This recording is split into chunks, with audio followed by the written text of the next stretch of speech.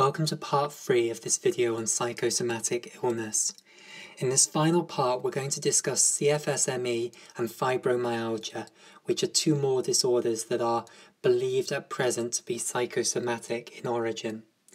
So let's begin with CFS-ME. So bear with me for a moment whilst I write this out. So CFS-ME. And the first part, CFS, stands for chronic fatigue syndrome, and the second part, ME, stands for myalgic encephalomyelitis. Now, CFS is its new name, ME is its old name, so often nowadays we call it this combined name CFS-ME. So you would write CFS/ME, but you would pronounce that CFS-ME. Myalgic encephalomyelitis, its old name, the reason that name was dropped is because at present there isn't strong evidence that people with this condition have encephalomyelitis. So if you take that name, that literally means inflammation of the brain and spinal cord, encephalomyelitis. There isn't at present strong evidence of that, which is why that name was dropped. In addition, ME makes it sound similar to MS.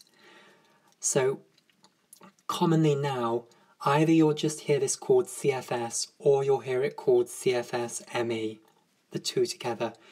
You won't often hear it just called ME. So let's now talk about what actually happens to people with this condition. So if you've never seen an individual with this condition, I would advise that you watch a documentary that has recently been released called Unrest. This is a fantastic documentary that was made by an individual with this condition, and it really does show you the extent of this condition.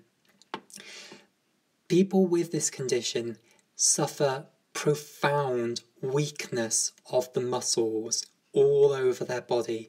That is what characterizes this condition. It is the weakness all over the body. And it can be so bad that individuals with this can end up wheelchair bound or even sometimes bed bound by the condition.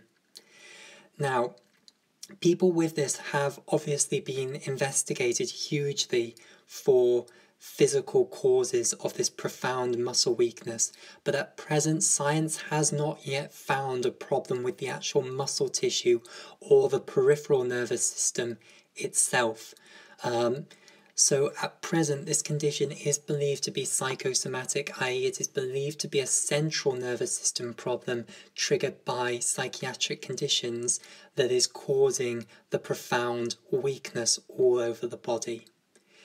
Now, as I say, people with this condition can be phenomenally badly affected, and really to be given this diagnosis you do have to be phenomenally badly affected, either wheelchair bound or bed bound. And if you haven't seen an individual with it, I really would advise that you watch this documentary called Unrest.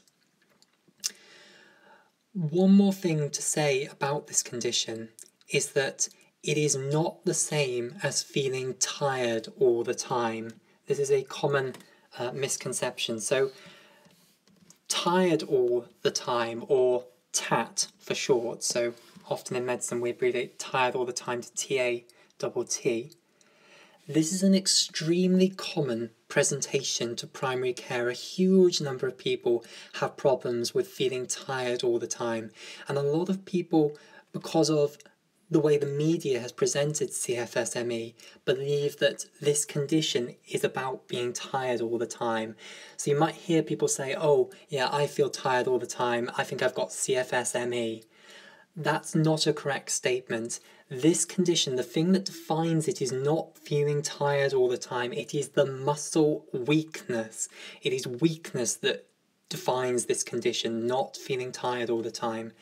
Tired all the time, firstly, of course, you should rule out physical causes of that, so you should screen patients for any red flag signs of cancer, so you should make sure that they're not losing weight, that they're not having fevers or night sweats, those sort of things, and do a systems review to make sure they're not bleeding from anywhere. and then you should do blood tests to make sure that they are not one of three things. So there are three blood tests that people who are tired all the time should have.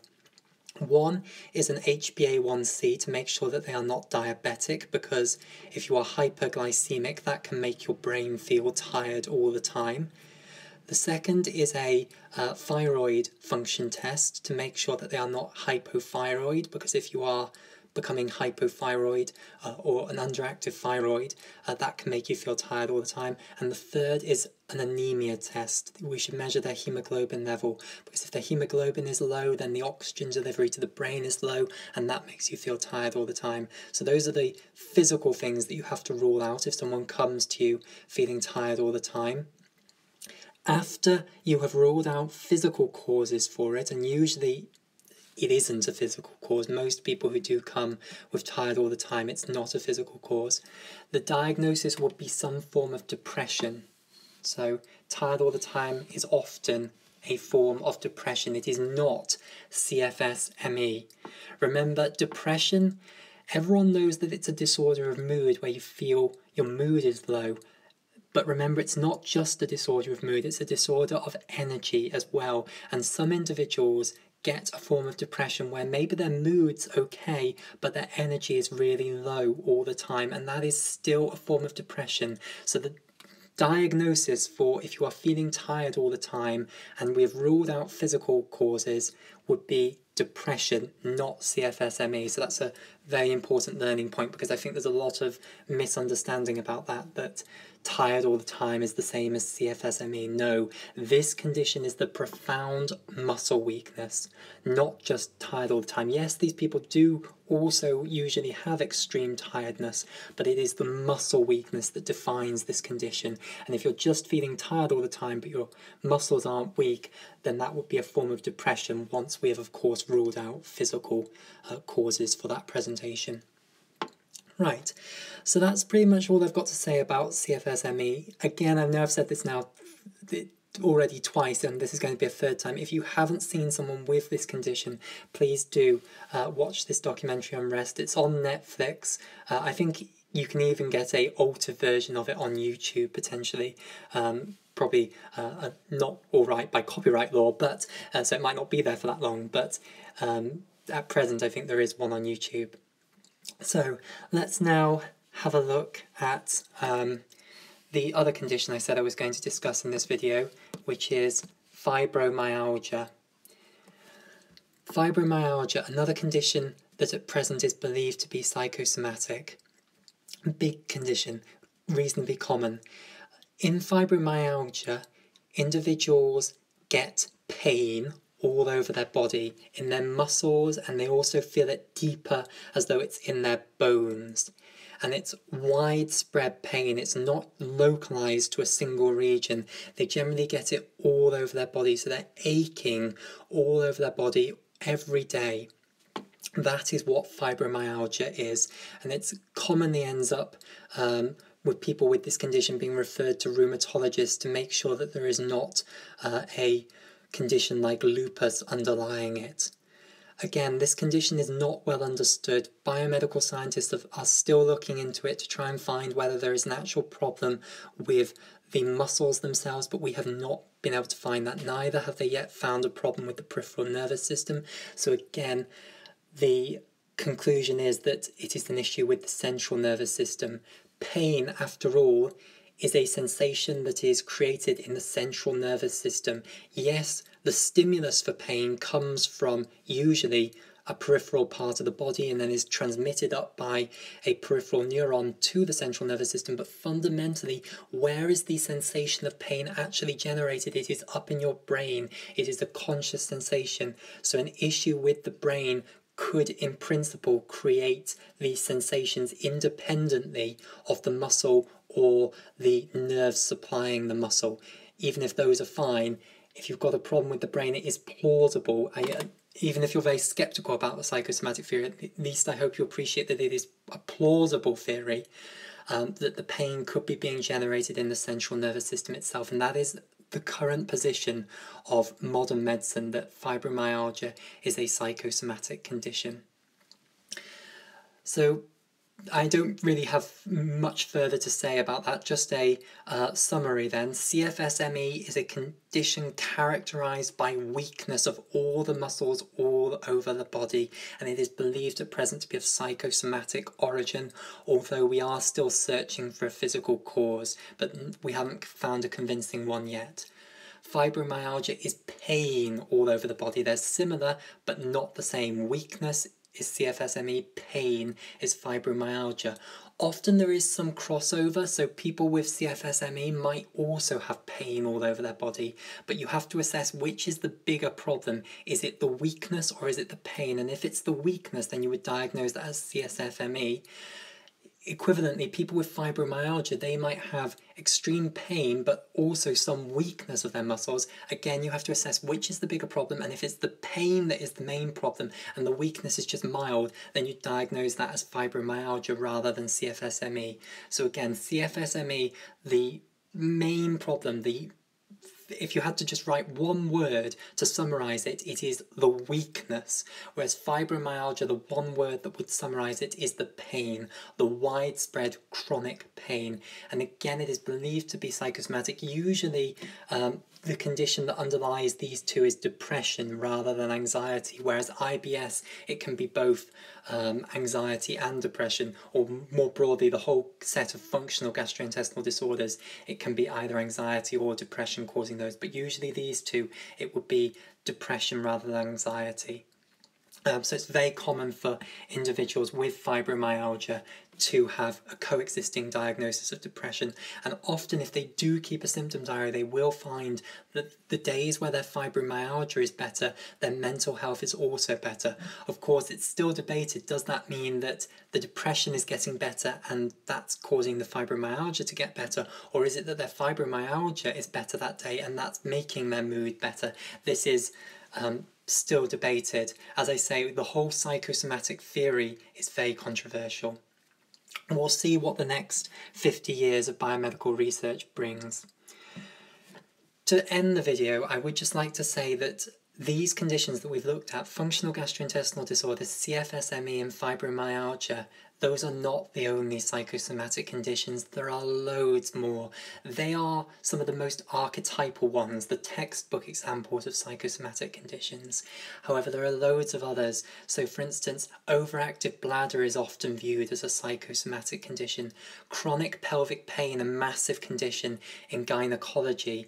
And I will actually just say a little bit about these conditions. Overactive bladder is where you need to go to the toilet to pass urine all the time. That's viewed as a psychosomatic condition. Obviously, we talked earlier about the fact that before an exam you get a nervous bladder. It's believed to be similar to that, usually related to anxiety. Chronic pelvic pain, a massive diagnosis in gynecology where women get pain in the pelvic region all the time, as the name says. Investigated thoroughly by gynecologists, can't find any physical problem. They're then diagnosed with this condition, chronic pelvic pain, which is a psychosomatic condition, often related to either anxiety or depression. There's the male equivalent as well, which is chronic pelvic pain / chronic prostatitis, where men get chronic pain in the prostate region, and investigated by urologists, can't find a physical cause, then they're given this diagnosis and it's believed to be psychosomatic. In the field of dermatology, there is psychogenic pruritus, where people are itchy all the time. We can't find a reason in their skin for why they'd be itchy, and it's deemed to be a psychosomatic condition generated by the brain. In the realm of neurology, people with chronic tension headaches, this is believed to be psychosomatic issues. There are a huge number of other conditions that are considered psychosomatic. Every speciality has its psychosomatic condition, nearly every speciality as well. Maybe hematology and endocrinology might not have, but most specialities do have at least one, if not more, conditions that are considered psychosomatic. And often in the field of medicine, when people have medically unexplained symptoms where we've investigated and investigated and investigated, cannot find a physical cause, at that point someone will say, this is functional, by which they mean it's psychosomatic. Whatever this symptom that they're experiencing is, we believe that it's being generated by the brain. It's not being generated by an organic problem. And actually, I should probably just write down that word. So the opposite to psychosomatic or functional is this word organic. When someone says that a condition is organic, it means that it's not psychosomatic, it's not functional, it is physically related to the area of the body that is actually where the symptoms being felt. So if we're talking about organic illness of the gastrointestinal tract, it would be a disease of the actual gastrointestinal tract rather than symptoms there but being generated by the brain. So organic is the opposite of psychosomatic or functional. So thank you for watching this video. I hope that it's been useful.